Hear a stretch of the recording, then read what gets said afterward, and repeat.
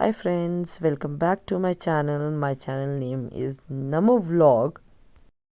Friends thank you so much, आप लोगों ने पार्ट 1 को बहुत अप्रिशिएट किया, बहुत प्यार दिया। अब मैं आ गई हूँ पार्ट 2 के साथ। बट पार्ट 2 में मैंने एक इम्पॉर्टेंट पोएम को, एक इम्पॉर्टेंट कविता को इम्पोर्टेंस दी है। ये कविता प्रस्तुत की गई है हमारे ही स्कूल, रूट्स कंट्री स्कूल के एक छात्र के द्वारा। उनका नाम है Swapnil. Friends, his poem is too good, and he is totally flawless. Please watch his poem till the end. ये कुछ फोटोग्राफ्स है जो हम लोगों ने इंडिपेंडेंस डे वाले दिन क्लिक की थी, और ये बहुत ही ब्यूटीफुल सी मेमोरीज बन गई हैं। आप देखिए कितनी प्यारी फोटोग्राफ्स हैं।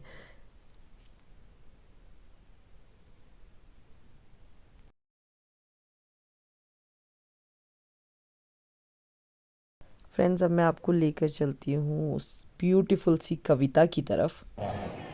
सुंदर है जग में सबसे, नाम भी न्यारा है, जहाँ जाति भाषा से बढ़कर देश प्रेम की धारा है। निश्चय पावन प्रेम पुराना, वो भारत देश हमारा है। आदरणीय अतिथिगण, आदरणीय प्रधानाचार्य महोदया, अन्य अध्यापकगण व मेरे प्रिय मित्रों, आप सभी को मेरी ओर से 15 अगस्त के इस शुभ अवसर की हार्दिक शुभकामनाएं। 15 अगस्त एक ऐसा दिन जब हम सभी को आती है याद उन सभी शूरवीरों की जिन्होंने इस मिट्टी के लिए कभी अपना लहू बहाया। याद आते हैं कई सवाल कि क्या आज हम सचमुच भ्रष्टाचारी, बेरोजगारी और ना जाने ऐसी कितनी चीजों से स्वतंत्र हैं।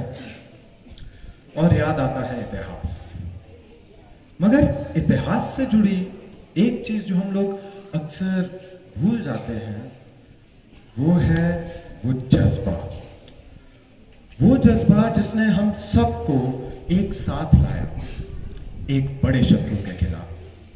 सोचने वाली बात है कि सन 1757 में व्यापारियों के रूप में आए अंग्रेज जब हमारे मालिक बनकर बैठ गए, तो वो क्या चीज थी जिसने उन्हें यहां से जड़ से उखाड़ फेंकने में हमारी सबसे ज्यादा मदद की? क्या वो था भगत सिंह जैसे वीरों का जोश, गांधी जैसे लोगों की सोच, या फिर वो था यही जज्बा? जी हाँ, शायद ये वो जज्बा ही था जिसने भगत सिंह को वो हिम्मत दी कि वे हंसते हुए अपने देश के लिए सूली पर चढ़ गए। दिया गांधी, नेहरू, पटेल और ना जाने ऐसी कितनी हस्तियों को सोचने का वो जज्बा, वो हिम्मत कि वे एक स्वतंत्र और पक्का राष्ट्र बनाने में सफल रहे। सुभाष चंद्र बोस जैसे लोगों को वो दृढ़ संकल्प जिससे वे अपनी मौत तक की आंखों में धूल झोंक कर वापस लौट आए।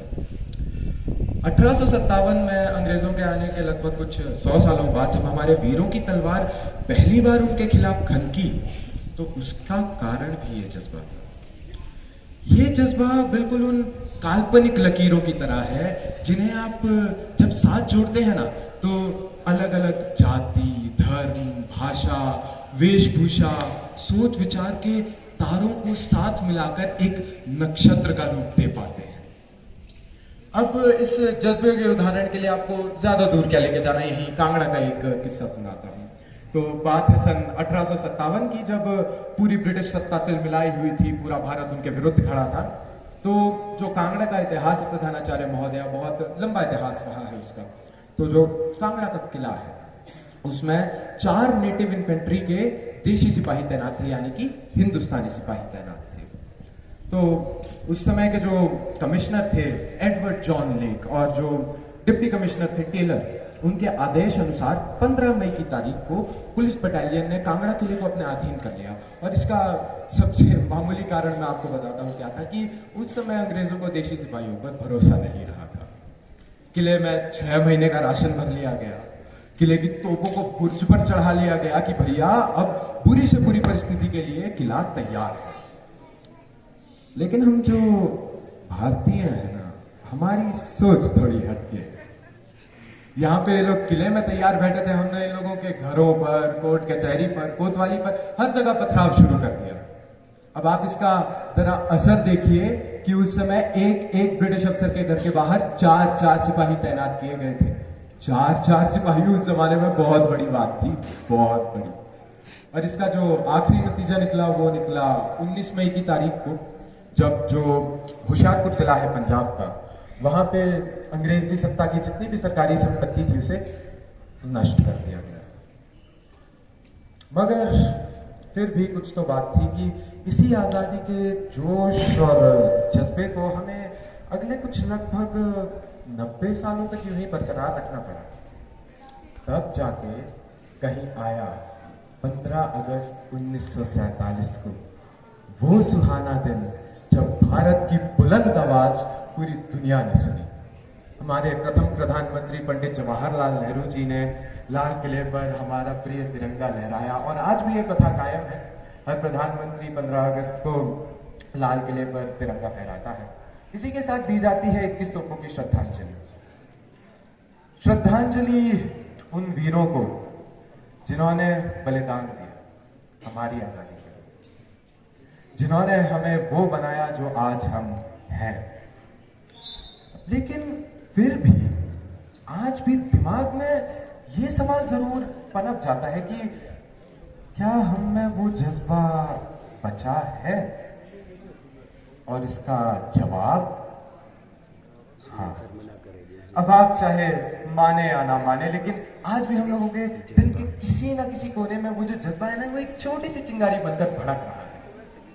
इस मुद्दे पे मुझे बुजुर्गों की एक बात याद आती है। मुझे बचपन में बताया गया था कि हमारी पहाड़ी में एक कहावत है, बुजुर्गों की जो मिट्टी होती है ना वो कहीं नहीं जाती, और ये जो मिट्टी है इसी से जुड़ी है हमारी परंपराएं। और जब ये परंपराएं दिल में बैठे उस जज्बे के साथ मिलती है ना, तो भैया तब जाके कहीं एक हिंदुस्तानी का जन्म होता है। तो चलिए अब जाते जाते मैं आप लोगों को राहत इंदौरी एक बड़े मशहूर शायर रहे हैं, उनकी एक शायरी आप सभी के सामने सुनाना चाहता हूं, तो जरा गौर फरमाइएगा। अरे जरा शायरी सुना रहा हूं, इरशाद की आवाज तो जोर से कीजिए।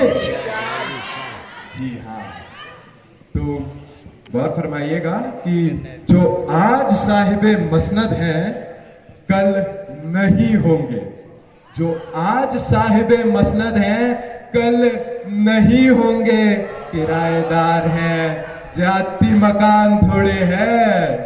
जो आज साहिबे मसनद हैं कल नहीं होंगे, किराएदार हैं जाती मकान थोड़ी है। सभी का खून है शामिल यहाँ की मिट्टी में, सभी का खून है शामिल यहाँ की मिट्टी में, किसी के बाप का हिंदुस्तान थोड़ी है। तो चलिए अब इसी के साथ मैं आप सभी से विदा लेता हूं। आप सभी को फिर से हमारे स्वतंत्रता दिवस की हार्दिक शुभकामनाएं। जय हिंद, जय भारत। फ्रेंड्स, थी कि नहीं थी कमाल की कविता हमारे प्यारे से बच्चे स्वप्निल की तरफ से। आप मुझे ज़रूर बताइएगा कमेंट सेक्शन में लिख कर कि आपको कविता कैसी लगी।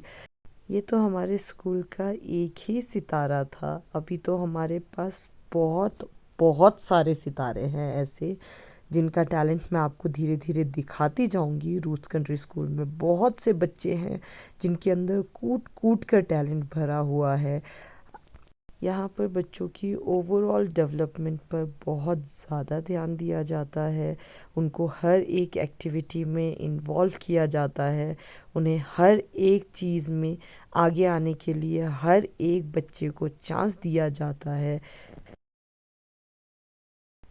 फ्रेंड्स, ये था हमारे इंडिपेंडेंस डे का सेलिब्रेशन। अभी एक व्लॉग और बन सकता है, मैं कोशिश करूँगी कि विदाउट कॉपीराइट मैं नेक्स्ट व्लॉग को अपलोड कर पाऊँ, क्योंकि जितने भी सॉन्ग्स मैं लगाती हूँ वीडियोस में उन पे मुझे कॉपीराइट क्लेम आ जाता है, और कॉपीराइट क्लेम आना कोई अच्छी चीज़ नहीं है। तो मैं कोशिश करूँगी कि वो कॉपीराइट क्लेम्स ना आए, मुझे थोड़ी सी मेहनत करनी पड़ेगी। और अगर आ भी जाता है तो कोई बात नहीं, पर मुझे ये वीडियोस अपलोड करने हैं। बट देखते हैं धीरे धीरे किस तरह से मैं इन वीडियोस को अपलोड कर पाती हूँ और आप लोगों तक पहुँचा पाती हूँ। प्लीज़ अगर आपको मेरे व्लॉग्स अच्छे लगते हैं तो please do like, share and comment to my vlog which is Namo vlog. ये देखिए फ्रेंड्स, हमारे स्टाफ मेंबर्स की कुछ और पिक्स आपको दिखा रही हूँ इंडिपेंडेंस डे की तरफ से। ये देखिए कितनी ब्यूटीफुली पिक्स ली गई हैं यहाँ पे।